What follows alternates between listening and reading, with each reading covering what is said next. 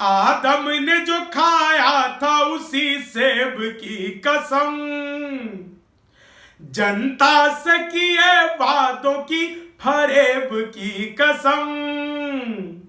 नमस्कार दोस्तों, मैं शंभू शिखर आपका स्वागत करता हूं चिपक के मुक्तक 4 यानी कि 4 मुक्तक चिपक के आज के सेगमेंट में। जिस विषय को मैं उठा रहा हूं वो बस कल की ही बात है। राहुल गांधी जी क्या बात है, ऐसा तो विवादित ढांचा भी नहीं गिरा था, किसी ने कुछ ना कुछ तो किया ही था। कोर्ट वाले कुछ भी कहे, आप तो ऐसे गिरे कि आज की तारीख में न रुपया इतना गिरा है, न शेयर बाजार कभी ऐसे गिरता है। लेकिन नेताजी, आपकी तरफ से ही 4 लाइनें पूरे देश को चिपक के 4 मुक्तक के सेगमेंट में। पहला मुक्तक कि आदम ने जो खाया था उसी सेब की कसम, जनता से किए वादे की फरेब की कसम। राहुल ने आज ये कहा असल में मानिए, राहुल ने कहा आज मैं गिरा हूं असल में, सच कह रहा हूं अपनी फटी जेब की कसम, सच कह रहा हूं अपनी फटी जेब की कसम।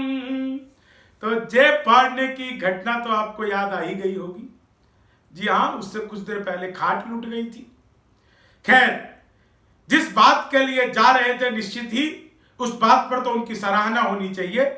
लेकिन मेरी बस एक ही बात थी कि आप हाथरस में वर्तमान सरकार को यह कहने के लिए इकट्ठा हो रहे थे कि जल्द से जल्द हाथरस की बेटी को न्याय मिले। लेकिन आपके कार्यकर्ता राहुल गांधी जिंदाबाद के नारे लगा रहे थे और आपके अध्यक्ष बता रहे थे कि कार्यकर्ता उत्साह में हैं। यह किस बात की राजनीति है, कैसी राजनीति है? कम से कम विपक्ष में हैं। बोलने का सलीका तो आपके नेताओं को भी होना चाहिए और चलने का सलीका आपको। ऐसे चलते हैं क्या? 4 लाइनें सुनिए, आनंद लीजिए। सबसे पहले आपको गांधी जयंती की बधाई देता हूं। गांधी जी से मेरा मतलब मोहनदास करमचंद गांधी, महात्मा गांधी, हमारे राष्ट्रपिता, भारत की पहचान, नोटों पर छपे हुए गांधी जी से है, राहुल गांधी जी से नहीं है। क्योंकि उनका जन्मदिन तो इस बार भक्तों ने सोचा है पप्पू दिवस के रूप में मनाएंगे।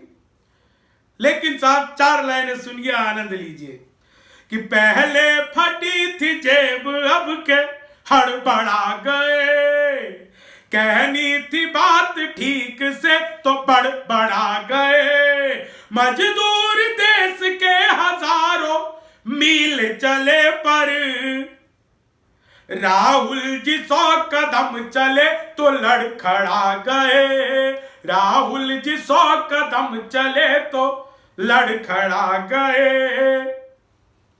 और योगी ने भी सवाल में घिर करके बता दिया, योगी ने भी सवाल में घिर के बता दिया, फिर से गजब दिमाग ने फिर से बता दिया, कितनी गिरी हुई है राजनीति देश की, राहुल जी आज आपने गिर के बता दिया, राहुल जी आज आपने गिर के बता दिया।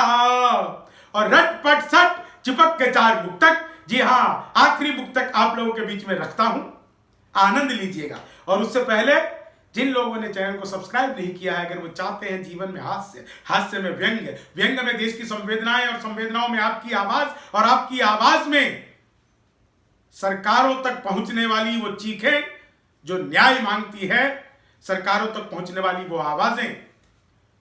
यह चिपक के 4 मुक्तक किसी भी सरकार की बपौती नहीं है, यह जनता की आवाज है। मैं हास्य व्यंग्य का कवि हूं, अपने तरीके से बात करता हूं।